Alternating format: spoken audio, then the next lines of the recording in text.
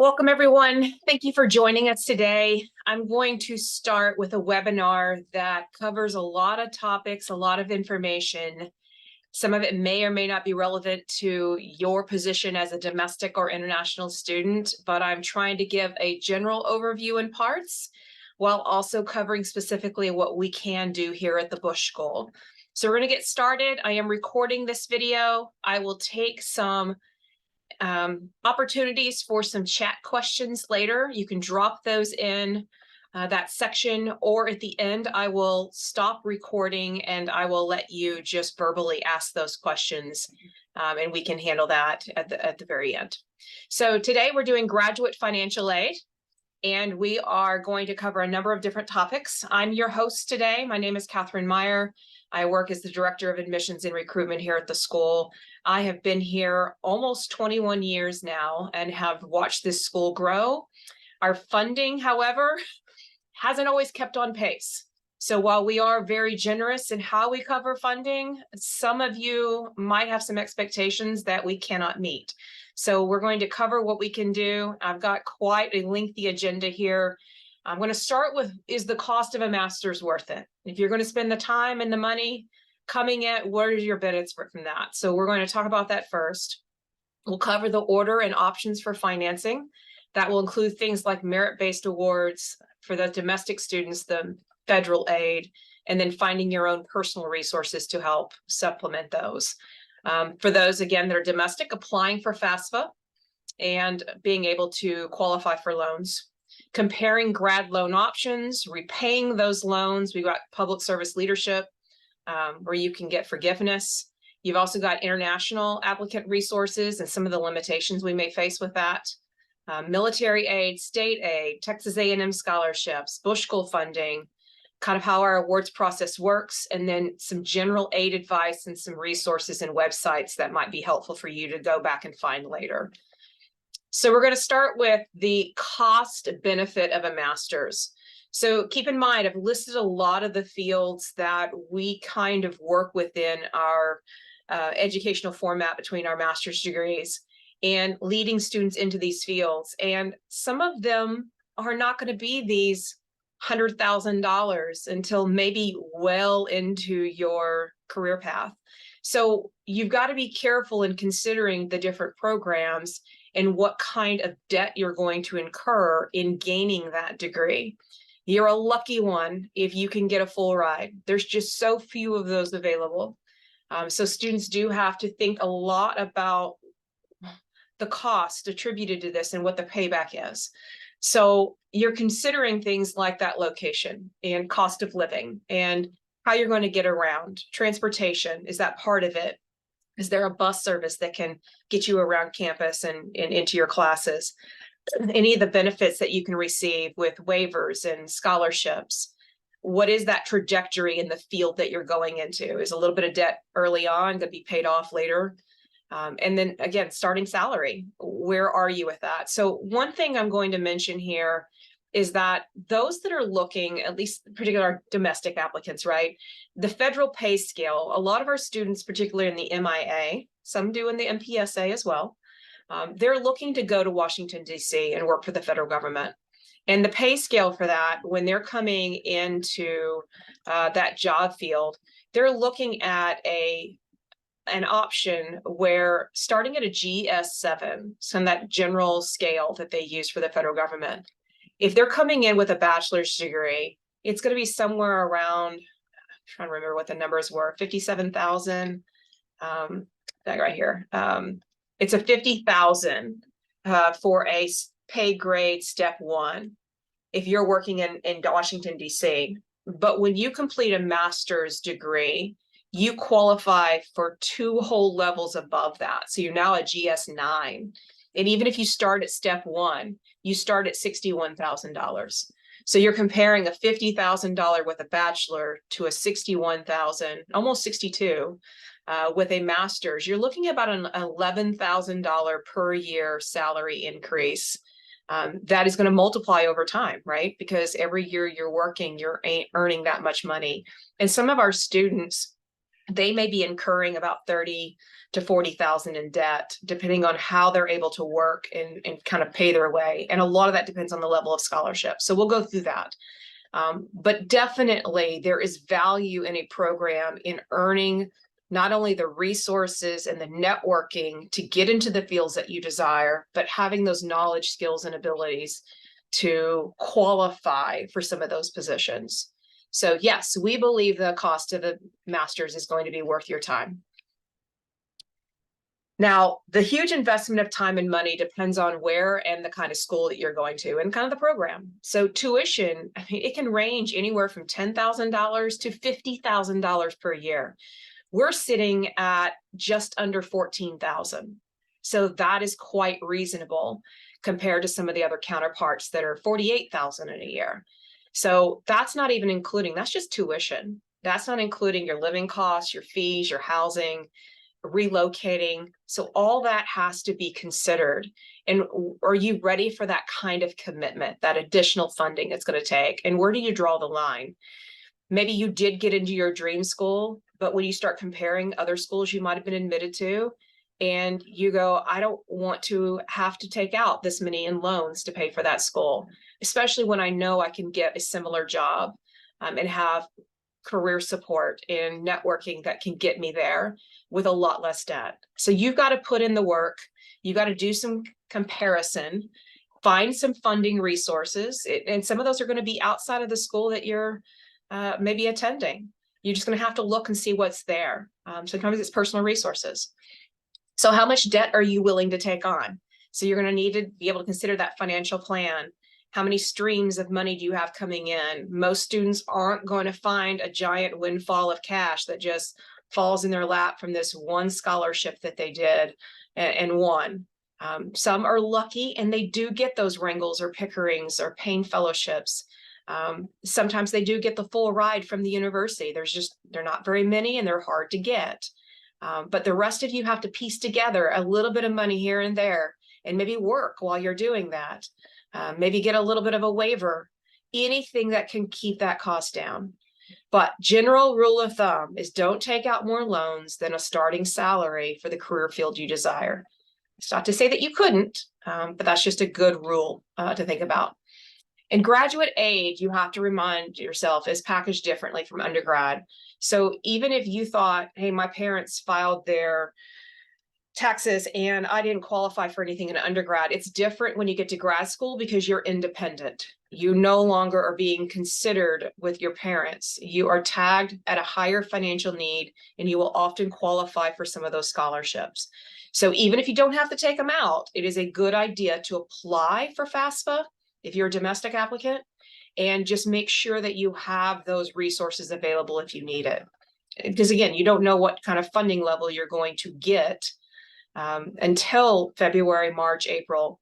And by then, that FAFSA may have already rewarded some of that funding out. So be sure to follow up with that.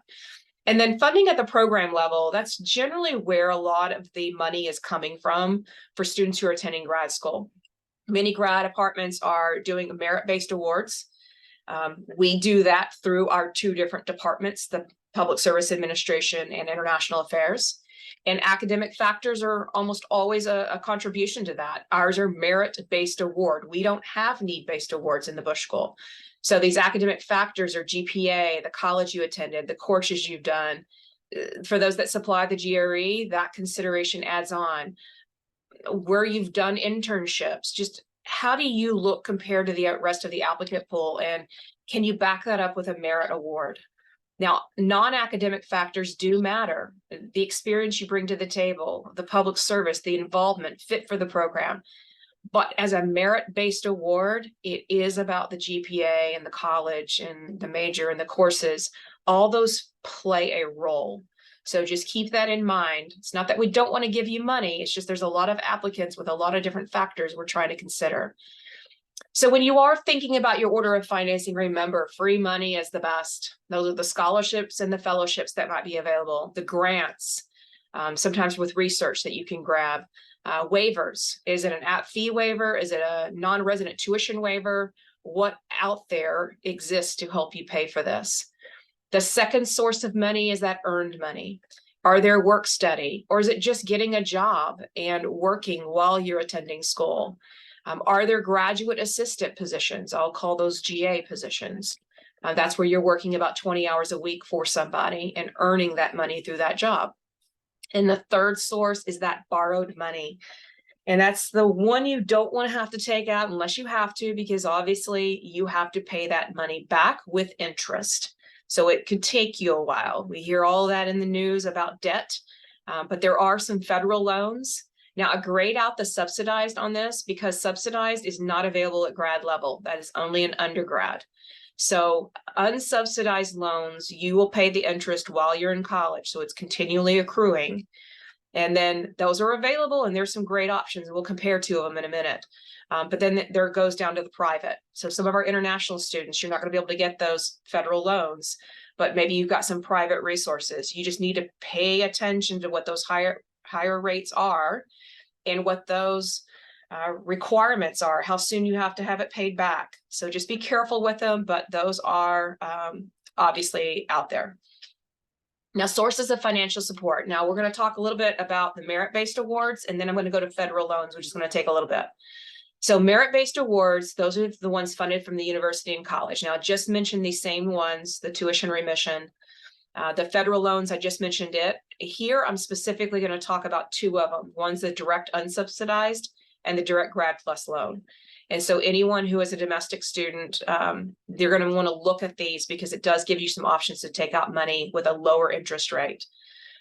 Grad students are not eligible for federal Pell Grants that they may have qualified for undergrad. And we, again, don't have the direct subsidized loans like they might have at undergrad. Now, personal resources, this becomes even more important. At the grad level, this is you being the source. Can you work while you're here? Can you look for your employer if you're currently in a job? Do they have some sponsorship opportunities where they can help pay for a couple of courses, or maybe even sponsor you while you're here if you're going to return and work for that agency when you get back? Are there outside scholarships and fellowships? I'll do that at the very end. I've got some resources and some websites you can check out. Are there grants available? Are there military benefits you might qualify for? Have you been able to work and put some savings aside and maybe use some of that to help you along and not have to take out so much? Are there people who in your life who can gift you money? Sometimes that's been through parents who gift some money for their kids to get them through grad school. And again, we talked about those private loans. So the merit-based aid, let's just talk about these a little bit more detail. So scholarships, and remember, these are funds you don't have to repay. And you may have to meet eligibility criteria. So again, we have merit-based, but not need-based. Sometimes those are donor supplied that have certain amounts that they provide, and maybe even a certain background you have to do. Like a nonprofit person may have donated money and they want to make sure that an MPSA nonprofit person gets that.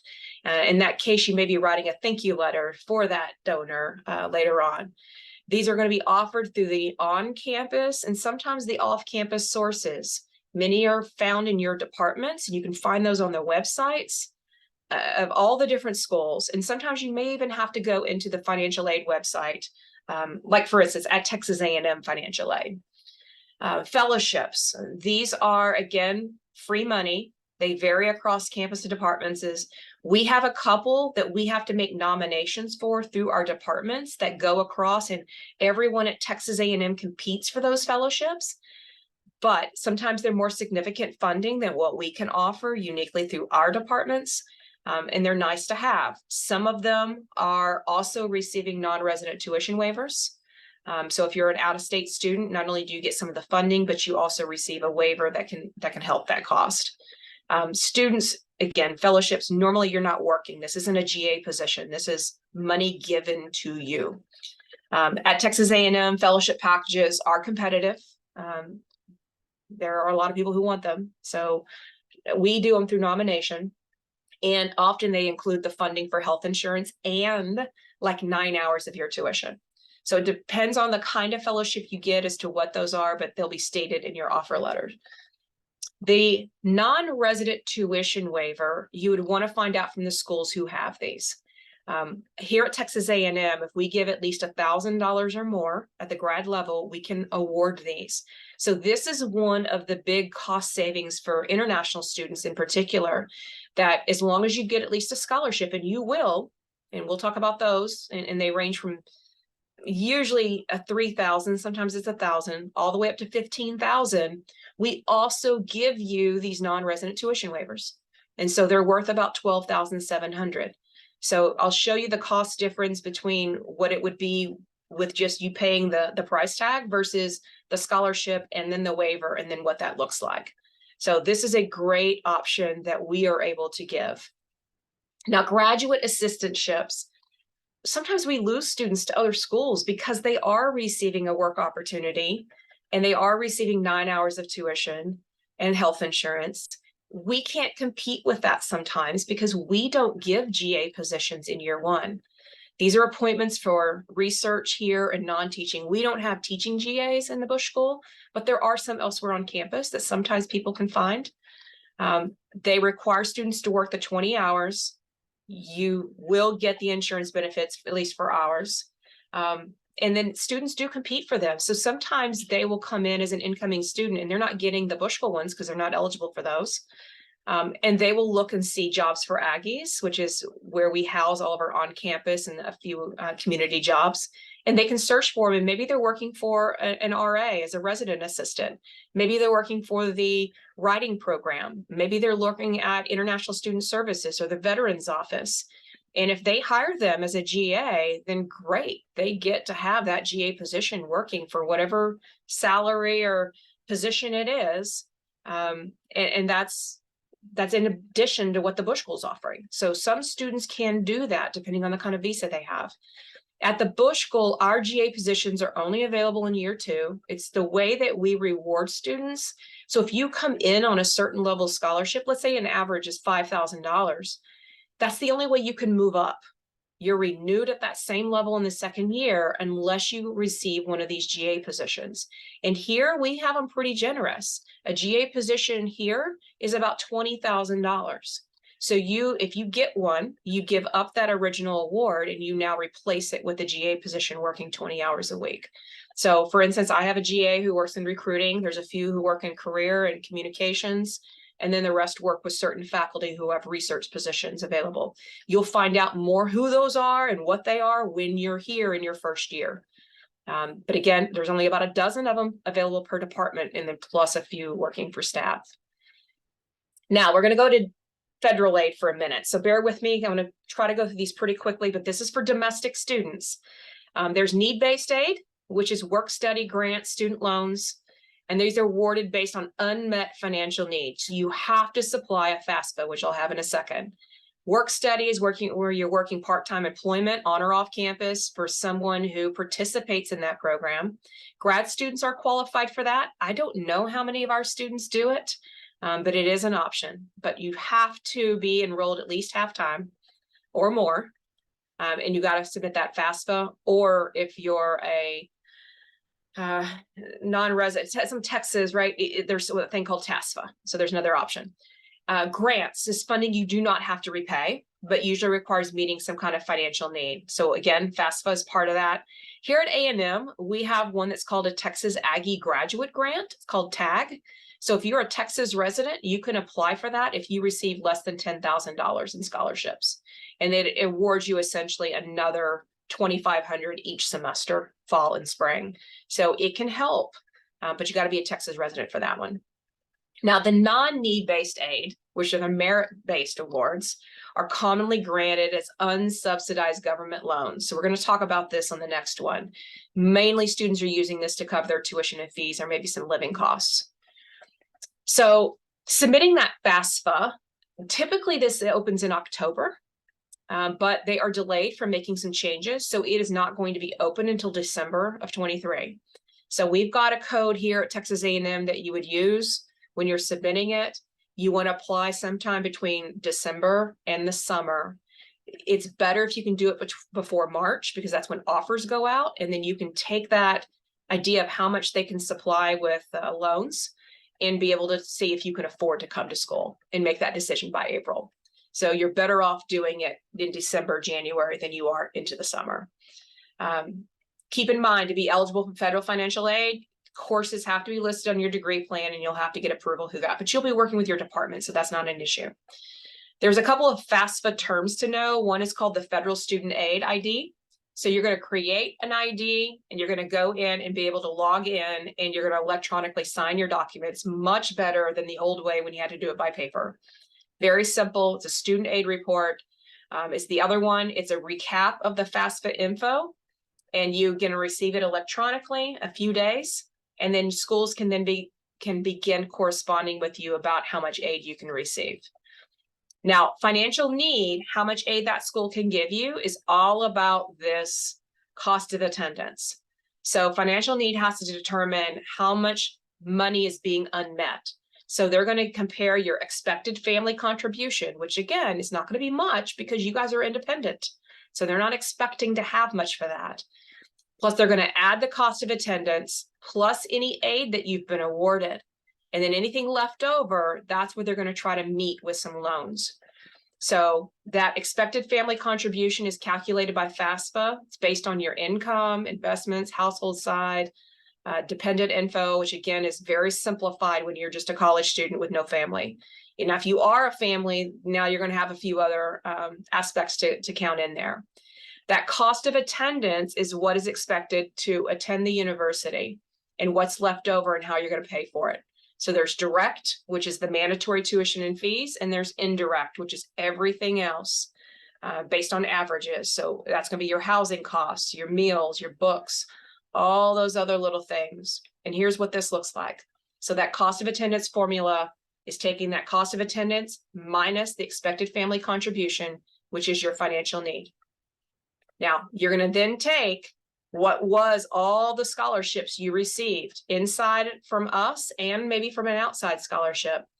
And then that is going to be the eligibility for any type of aid you can get. And when you're comparing schools, you're going to need to do this because you might have gotten a really great scholarship from a school that was worth $20,000. But if their tuition is $36,000, you still have $16,000 to cover. And so a school that may have given you a smaller scholarship and has a smaller price tag might be the better offer. So you've got to compare the cost of attending that college, where you're living, all your expenses in moving, and put that into that consideration. When it comes to federal loans, this is borrowed money you're going to have to repay.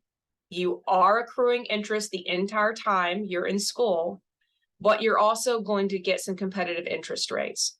So you're going to be looking at two that I've got here, that direct unsubsidized and the direct Grad Plus loan I'm going to talk about.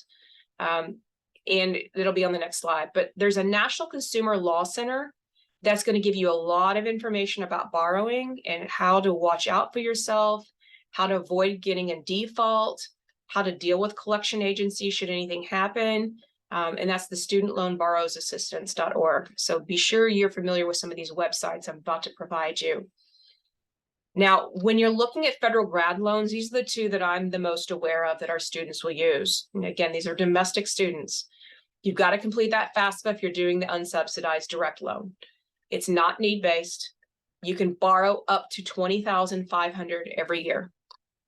Now, the max borrowing limit is they're not going to let you go over too much in expanding these out. Some programs are longer than 2 years. So they're going to put a max on it. That fixed interest rate has gone up. We're now, what used to be around 5 a couple of years ago is now at 7%. And that's just the way the economy is rolling right now. So that interest rate is set at 7.05%. And then you also have to pay an origination fee, which is right at that 1%. But you've got to enroll at least half time, which you would be for most of you who are going straight through. And that's 5 credit hours in the fall and spring and 2 in the summer. And then your repayments, you get a little bit of 6-month window to find a job, get situated, and that's when your repayments start up. Or if you ever drop below half time, they start up.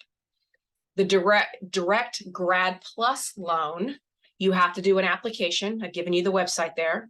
It is a credit-based program. So if you've got bad credit, you may not apply for this one.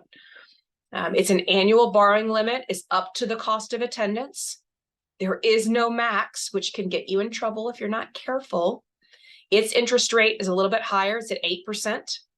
Their origination fee is a lot higher. It's sitting at 4%.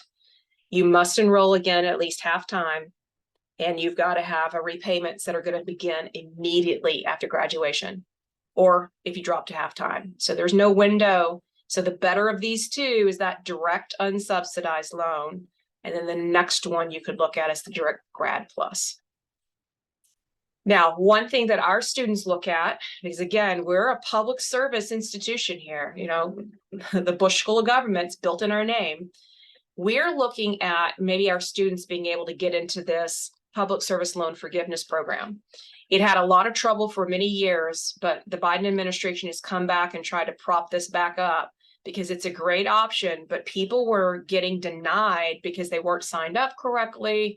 They didn't have the right qualifying agencies. So they've now listed a lot of information out that if you can get an employer who is listed in one of these areas, and then you make payments for 10 years, 120 qualifying payments, then the rest of your debt would be forgiven if you stay employed in these areas. So these employers are things like public service full-time work.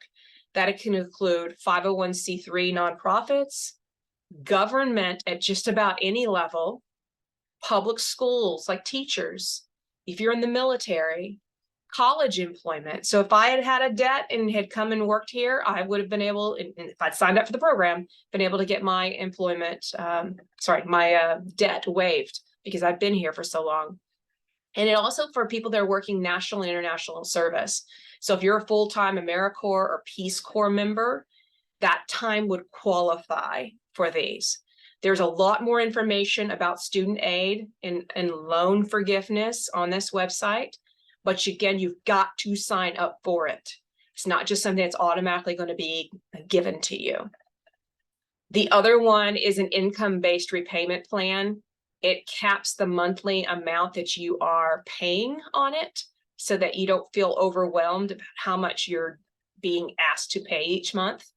These IBR, income-based repayment, usually amount to about 10% of your discretionary income, but it does take a lot longer. So now you're going to be forgiven after about 20 to 25 years of payments, not the 10 if you were in public service. So another option, 20, 25 years sounds like so long, but when you're working, it can go quickly enough. And it's nice to know that it's forgiven and it's not all that interest is accrued and you still have, you know, another 20,000 and it seems like you've been paying on that forever. So check out this information. It's up to you to access these programs. You have to keep track of your payments and employment records to prove your eligibility, but they do exist out there and they are on the different websites.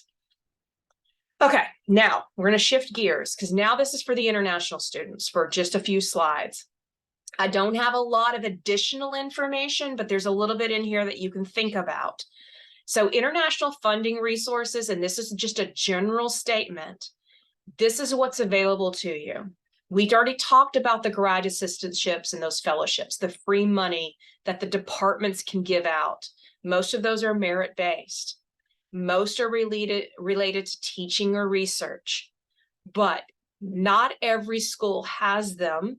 Not every school has them for incoming students. So you have to do some legwork and find out from the academic departments that you're applying to and look on their websites and then ask them through the admissions office or through their departments, what do they have available for graduate assistantships? I get emails all the time with people asking me about GA positions or full rides. GA positions aren't necessarily full rides. It might get you some of your tuition, but a lot of these don't cover the living costs. So again, do some legwork on these. The other right behind that is the scholarships and non-resident waivers. Many schools do offer these. They don't always offer it to everyone, admitted, like we do. But those are out there. So do some web looking, ask about the non-resident waivers. We do offer them to our students, including our international students. Sometimes there's also the application fee waivers. Now there's a lot of schools that do those. We do not, and I get asked about those all the time too. Because our thought is if an international student can't pay the app fee waiver, which is right at $117 or so, they're not going to be able to afford to come here unless they have some significant funding, because we don't have full rides for them. So we're not going to pay for a lot of applications to come in and then they can't even do anything with it. So we want to put the money in where it gives value, and that's in the scholarship, not in just a free app. So some schools will do it. We're just not one of them. And it's not that we don't want international students. We do. We're just not necessarily putting our money in that area. So most schools do not have full rides. So the expectation shouldn't be that a school is going to fund you. You've got to have some resources on your own. And I've tried to give you two. So Education USA has a great amount of money on some scholarships or some programs that have some funding. And then IIE is another one that has some funding, US Study. So utilize those two websites, see what they've got that might pertain to you and could help. A third bucket is this home country assistance. Check with your own government, your own related organizations, the company you're working for. See if they have sponsored opportunities to help pay for your education. We do get some students each year or every other year who are sponsored by their company or their government. Their expectation is they are going to have to return back home and work for them. But for those students, that's fine because that's their work path. They're already doing that. This also might include programs like Fulbright Foreign Study Program. We do get a number of Fulbright students who are sponsored through them and that we make also contributions to. So they do receive some of our Bush School funding to help. And those are found at that Fulbright online. So look for programs like that. There's a lot of countries listed, a lot of great help in helping you get a qualified application into those departments so that you can be competitive. I don't know how related these are. Create a crowdfunding account. You hear about GoFundMe. There's a lot of people asking for money. You've got to have kind of a unique spin on a story or get social media help in order to get some funding that could help. But hey, if you can get a couple $100s versus the thousands of dollars that you can use towards something, that's just free money again. So maybe it's worth your effort to look into something like that. The other one, more reasonable, is that personal resources and family funds. Over half of grad students from several surveys I've looked at use their own savings or ask family members for help. It's a reality because schools cannot fund everything. People are going to people who might have been working for many, many years and can help them with a gift. Or, hey, I'm going to give you a family loan for this amount of money and you'll pay me back on this type of interest rate. And that's just a different option than maybe having to rely on those private loans. Another one is the on-campus employment. Now, this is not expected to pay for big things. This is more for pocket money that once you're in and you've been able to get established in the school, you may do a part-time job where you're working 20 hours per week. And maybe that gives you some spending money. So you could apply through your university campus job site, ask in your department, but maybe have a little bit of an opportunity to work. And then again, we come back to that private loans. As an option, this is one of the most expensive because you're going to accrue interest that entire time. And those interest rates aren't low right now. They're getting higher and higher for everything, cars, housing, whatever. And then many lenders, especially if you're looking at stuff for the US, you have to have, if you're an international student, you're going to have a co-signer who a lot of times they're going to require to be a US citizen or a permanent resident. And they're expecting that this borrower is agreeing to pay the debt if you do not. And it's hard to find that. So private loans, a little harder to deal with. Now, here are some resources at Texas A&M. And I've been emailing these out to many people who've been asking me every parts of the year, right, through those emails. Texas A&M has an International Student Services office, and they do have some financing. Some of those are related to the countries you come from. Some are related to some additional essays you have to submit. And remember, there's a lot of international students here, so they're hard to get. But they do have some limited financial resources for international students. You can find more of that information, including the cost of attendance that you can research here at A&M And that's all found on these websites. I think that second one, I know A&M was ISS and now it's ISSS. So if something doesn't work, you may have to plug in an additional S there. The other one is Texas A&M Scholarships and Financial Aid, who also has a section for international students, and they have a need-based supplemental grant that's called International Student Financial Aid Application, ISFAA. And it is awarded through Texas A&M Financial Aid Office, and they're giving scholarships between $2,000 and $4,000 per year. So again, it's not a full ride, really generous. This is enough to maybe piecing together little scholarships that can help you. And then I have to talk about the limitations. Just remember, there's not enough money and funding to go around. We just don't have the full rides for international students. We're asked about them all the time. They just don't exist. The few full rides we have are domestic students only, and there's like a handful, like 1 for the MPSA and 3 or 4 for the MIA, and that's it. So students are going to qualify for Bush School scholarships and those non-resident tuition waivers, but you've got to have some funding of your own. So you've got to do your due diligence and look for those in any one of the many ways I just mentioned. Now, if you're a military student, so we're going to switch gears again, or you come from a military family, you can qualify. Texas A&M has a Veteran Resource and Support Center that can help you, but we take the post 9/11 GI Bill, Montgomery, Hazelwood, Dependents Educational Assistance, Selected Service, and more. So there's all kinds of funding out there for our resources for veterans. If you're a military veteran or from a family, please look at those resources. And that's in addition to what the Bush School would provide for scholarships. Now, I mentioned this one earlier. This is for state of Texas residents, and this is financial aid for them. So there is a Texas application for state financial aid if you're a Texas resident who is not a U.S. citizen. So maybe someone who was here illegally and has worked their way through school and is, DACA. So you've got these availability of applying for this TASFA and maybe qualifying for some scholarship. And then I already talked about the TAG, which is the Texas Aggie Graduate Grant. So anyone who is from Texas and receives less than $10,000 can receive up to an additional $5,000 if they are awarded this. And this is a need-based award. So this one now is given through Texas A&M through this application. And we will tell our students about this in March and April so that they can get it submitted by their deadline, which I believe is June or July. Additionally, Texas A&M has scholarships and support through professional and graduate scholarships.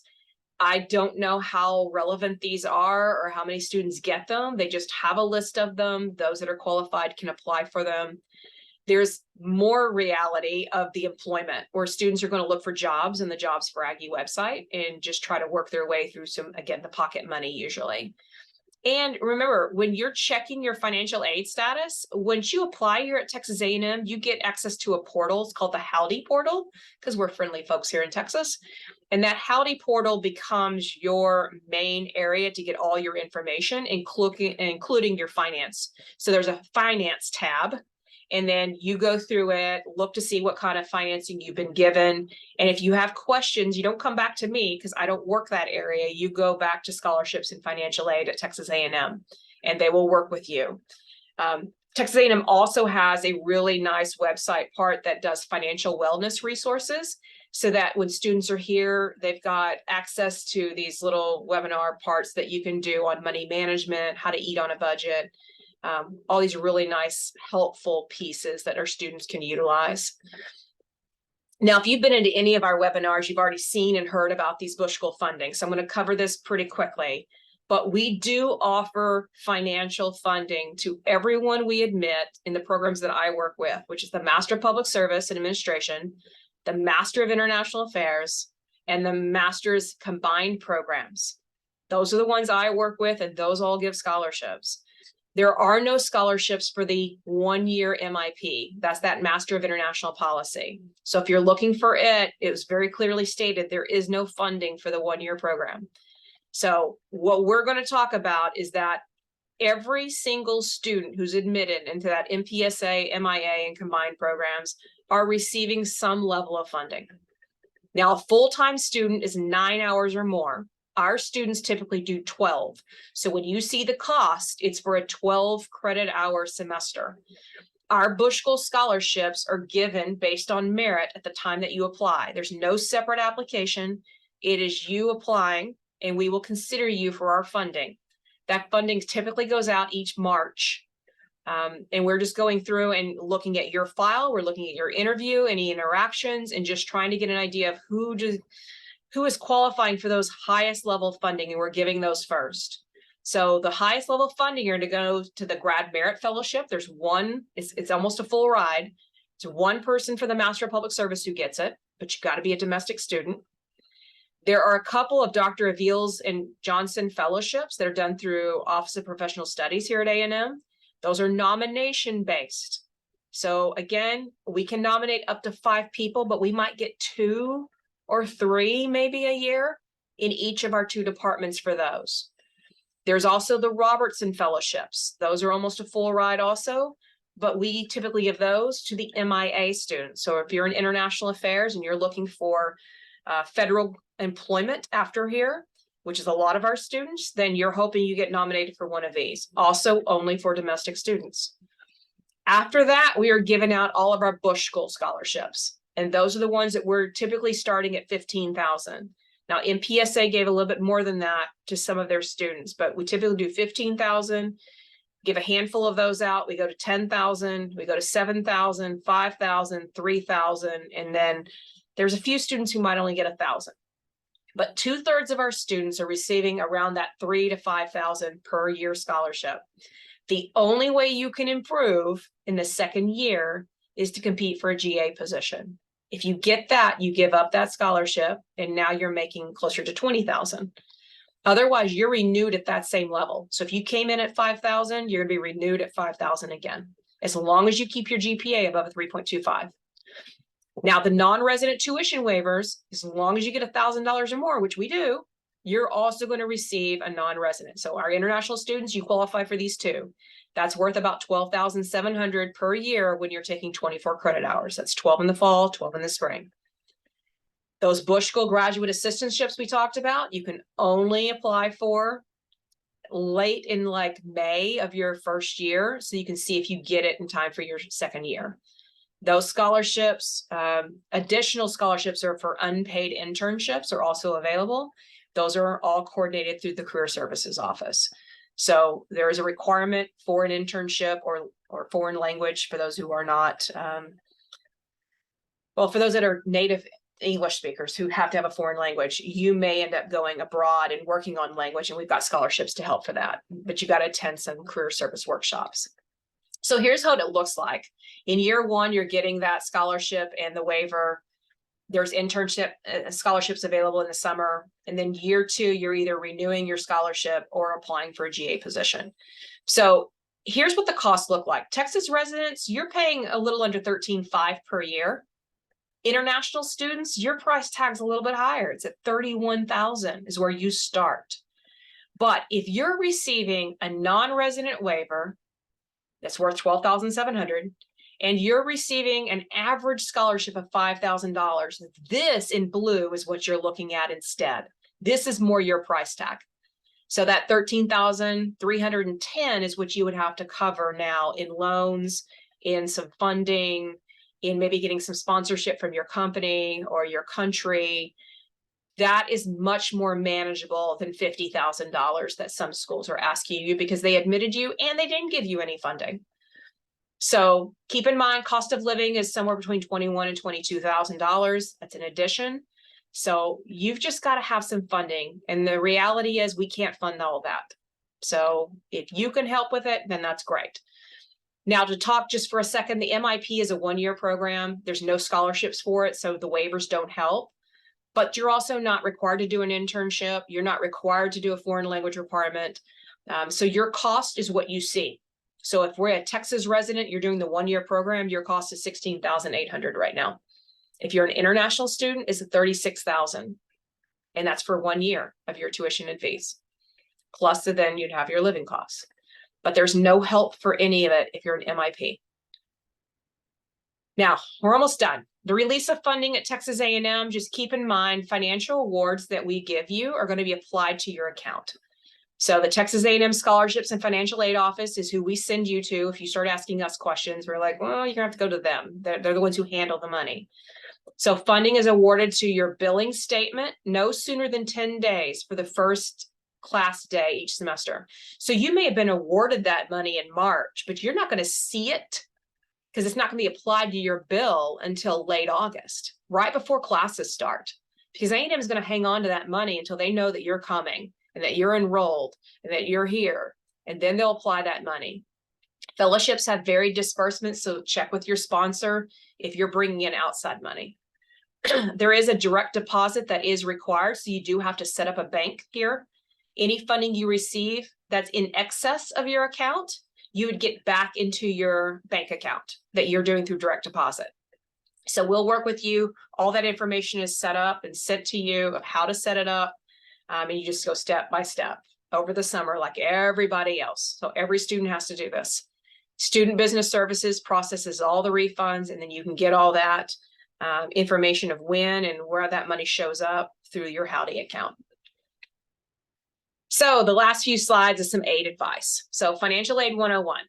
First of all, apply before you can be considered for merit aid in the admissions process. I get people who all the time who email me and say, hey, I'm from such and such country and I'm really want to apply. Can you please sponsor me? I have no information about who you are, what your qualifications for. No, we don't have that anyway. But just asking like that is not going to be helpful for anyone because I can't tell you. And you sending me your resume and your whole packet, I'm not doing that until someone applies. You've got to go through the process.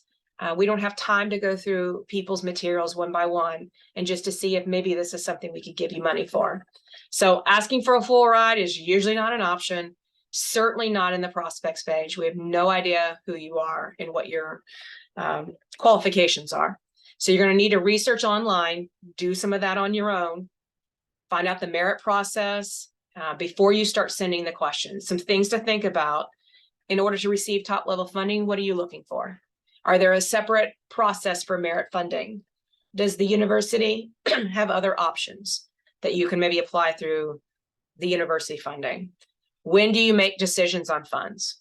Like, is it the same time? Do I get admission in January and you don't get funding until April? Those are the kinds of questions that you can ask. And we'll try to be as concise as we can, but try to find it online first before you ask the questions that are already answered on the website.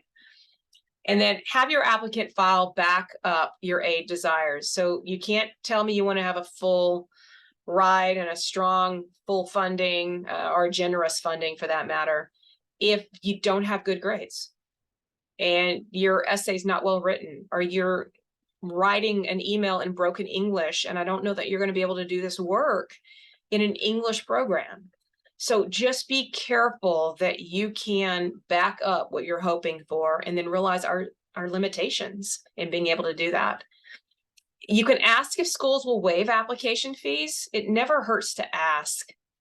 But again, some schools don't. So we have qualifications with certain organizations like AmeriCorps and Peace Corps and Wrangle and finalists and things like that. So it's all on the website, all put out. Definitely apply for financial aid early, right? At the same time that you're applying for programs, be applying for FAFSA. Schools often distribute the best aid options first, like grants and work study, lower interest rates, low interest loans on a first come, first served basis. So don't wait to the last minute in the summer because you might have missed some of the opportunities. Research and apply for as much free money as you can. Report any changes to your financial situation to the office, because they're going to have to adjust that package based on any income that you're bringing in. Generally, they're going to try to eliminate those high-end loans first, and then just tell you, here's the ones we recommend that you take out. Interest rates of student loans are lower than that of credit cards. So even if it's a loan and it's still charging you 8 plus 4, that's 12%. There's a lot of credit cards that are charging 18 to 25%. Please do not go that route. Be careful how much of this interest and debt you're accruing. And then finally, realize the aid offer you get may be the best that that school can do. You're okay to ask for a reevaluation. I often have to send out an email that says we're not one of the schools that does that. We decided based on the applicant pool at that time, we're not going to counter offer because we're not making market-based decisions. We made a merit-based decision. Some schools say, screw that, we're fine with it, we'll reevaluate. You need another 5,000, we've got it, we'll do it. Some schools will. We're not one of them. But again, we're a public school and we've got our standards of what we're trying to do, and we don't throw money back after trying to help with that. So here's a couple of pages here for aid resources. Federal student aid, please look at these websites, studentaid.gov. There's a grad school prep checklist that gives some great information. If you are in international affairs, you may already be familiar with this, but there is APSIA, Association of Professional Schools of International Affairs. Besides listing these top international affairs schools in the world where you can research all their websites and career info, there's also a link at the top that lists 130 different fellowships and scholarships. And those are relevant to international affairs, policy, language studies, certain careers. It's a great, great website of the scholarships I typically see people bring in from outside of the Bush Bowl. Now, this one is not as relevant because I'm not sure that it's still valid, but there was one many years ago that I was using, askheatherjarvis.com. She was kind of a financial student loan expert, but her stuff is still up on the website. So you may not be able to interact with her, but you can still go and look at some of her information and webinars and, the articles and better understand your options. There's also sometimes students are looking at a number of mobile apps and trying to find the myscholarly.com is the one I've seen even other schools mention too. One of my former GAs several years ago found scholarships through this. I don't know how many of them require just a small fee. Some of them are free. But there are a lot of these out there. See which ones cost you, see which ones look like they're a repeat of another, but maybe some of these are some helpful resources for finding other scholarships. We don't endorse any of them. Again, I've seen some students use them, but it really is up to you to decide if there's any validation for this. And then finally, last one, understanding what your financial aid offers. Just make sure when you get your offer, what does that package include? Is it just free money, or are they lumping in federal aid and loans you have to pay back? Is there a GA position in this, or is there a GA position I can apply for later? Financial offers awarded by the program may not include offers through the university's financial aid office. So for instance, ours are just through the department. You have to have done FAFSA, or you have to have gone to the financial aid website to maybe apply for some of their scholarships. I listed some of the ones for international students through International Student Services website. That's independent of what we have. So there are sometimes additional resources you'll need to go look for. Definitely, if you're a domestic app, submit that FAFSA, see what you're qualified for, and then just keep looking, constantly listen and look. And then just make sure, what was that aid package covering? And what is the living cost there? What are your expected other expenses of relocating, transportation? There's all kinds of things you've got to consider. Do you have to work for any of this money, or is it just loans? And if it's just loans, how much of that are you willing to take on? So I know that was a lot, and I am happy I didn't see any chat questions dropped, but I am done with my part. I'm going to take just a second to go ahead and stop recording so we can get this up on the website. And in the meantime, if you've got a question, in just a second, I'm going to have you unmute and you can share, and I'll try to answer questions as best I can. Not sure I'm the right